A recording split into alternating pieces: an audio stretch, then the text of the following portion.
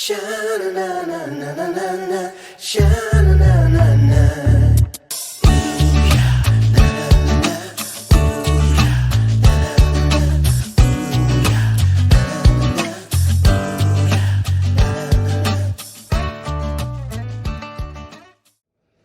Hello friends, it's Laura with Jot and Tittle Vintage Typewriters. It has been a while since I have done a tutorial video, so it's great to be back. And I've got a wonderful tutorial today. This is a 70s Adler J5. I don't have the exact year on it. My serial number for this one seemed a little off, so I was unable to determine the exact year. So it's probably mid 70s. I would say probably like a 74 or 75. But either way, we are going to take a look at how to use this Adler J5. This one is in really, really good condition. So, and if you would like to see the original product listing, check out the links in the description below. All right, so first of all, let's start with the back and work our way forward. And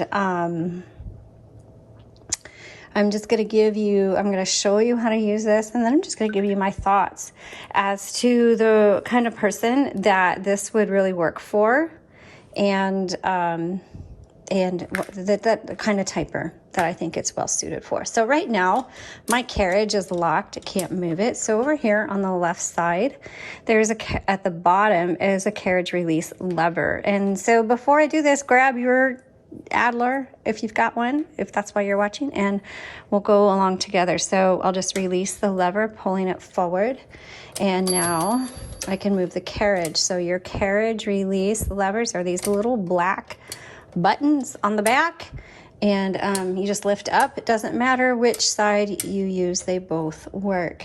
Okay, so then up here we've got margin settings, so you just press and drag. And obviously when I do these tutorial videos, it's with the idea that those who are watching, the majority of those who are watching are new to typewriters. So if you're a little more advanced, please give a little grace as we go through everything. All right, so then you can move the margins to where you want, kind of like a computer. They're kind of preset on computers, and so unless you want something completely different, you probably don't really mess with the margins too much. But on here, you do need to set your margins. And that being said, when you set your right margin, the typewriters have a bell, and the bell is going to alert you when you get close to your right margin. So the closer you get, there's your bell. That's what the bell is for. It's, hey, you only have a couple characters left before I'm going to stop. That's really what the typewriter is saying. And so when it stops, you're not going to be able to type or anything.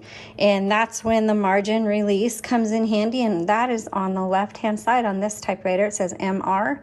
You just hit that, and then you're able to continue to finish your word and then hit your return handle and go to the next line. So the return handle takes you back to the front or the left side of the Carriage, plus it advances a line. Now your typewriter is going to have a line selector, and it's right here. So there's single and there's double, there's triple. Okay, and so you just set it to what you wish. Now, let's go ahead and, right here, there's a lever in the middle. You just flip that, and that's your paper holder. And you can even extend it up if you want. I really like using paper holders. They keep the paper from flopping over. So we'll go ahead and we'll just keep that up. I'm gonna load a piece of paper. You don't need to shove it in there, just set it there, turn the handle. That'll pull that paper all the way around, and you put it underneath this type bar. It needs to go underneath.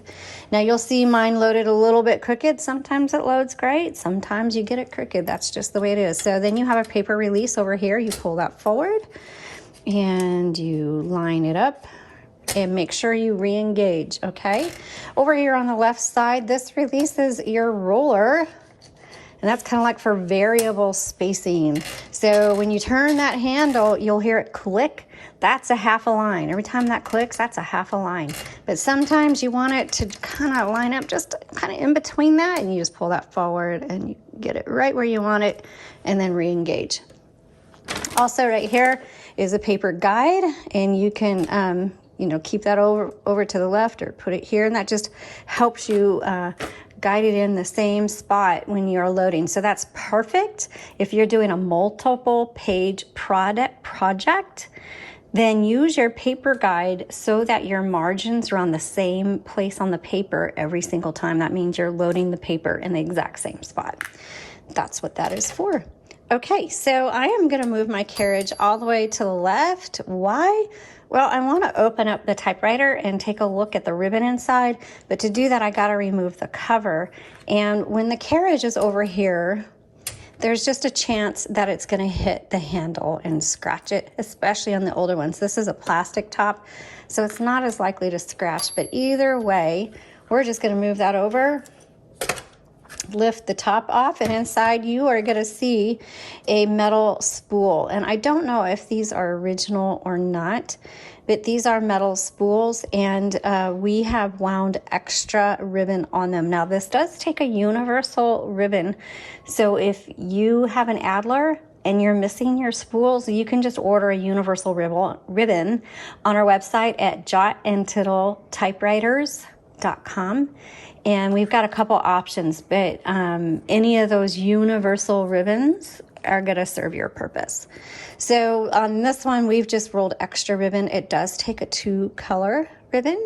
So standard 2-color is black and red. The selectors right here, red is on the bottom, black is in the middle, which is unusual.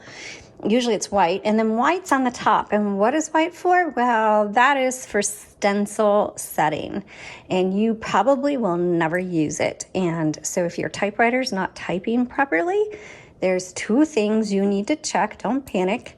1, make sure your color selector isn't up on the white, all right? The second thing is reverse the direction of your ribbon, and it should be right here. Oh, where's my ribbon reversal? All right, the ribbon reversal, I felt so silly. It's been a while since I've had one of these, is right here.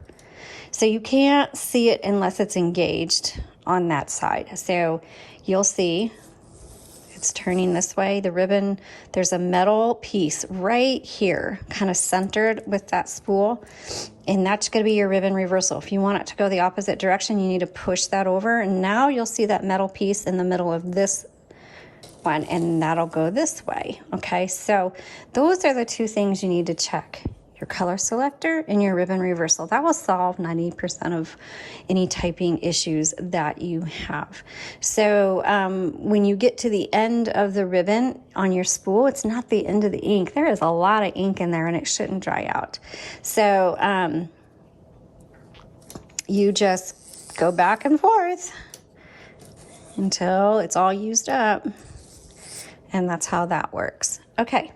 So also you'll see here a plus and a minus. This is just for tension, how hard these type bars will strike your paper. And I personally don't ever see a difference, but you can try that out to see if it makes a difference.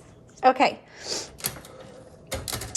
Over here, we have our keyboard, and you have your margin release, which we looked at already. We looked at the color selector.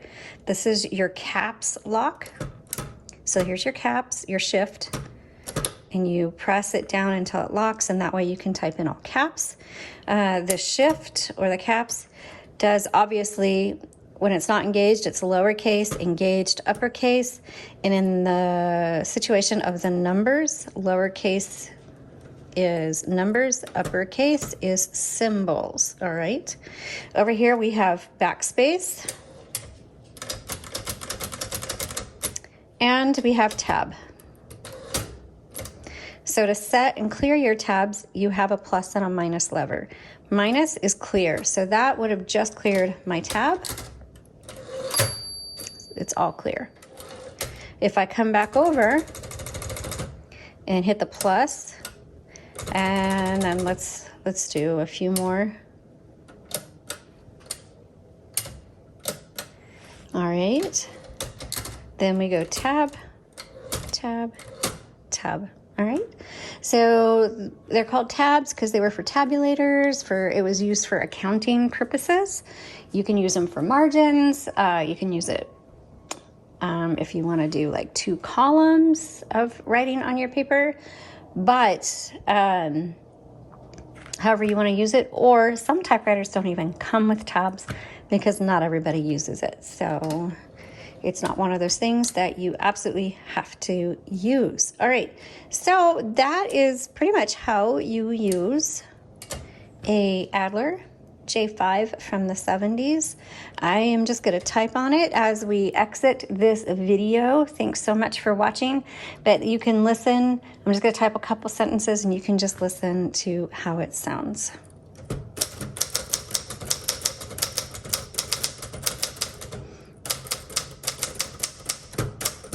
Oh, perfect example. Look, nothing. It's like super, super faint. Nothing typed. You want to know why?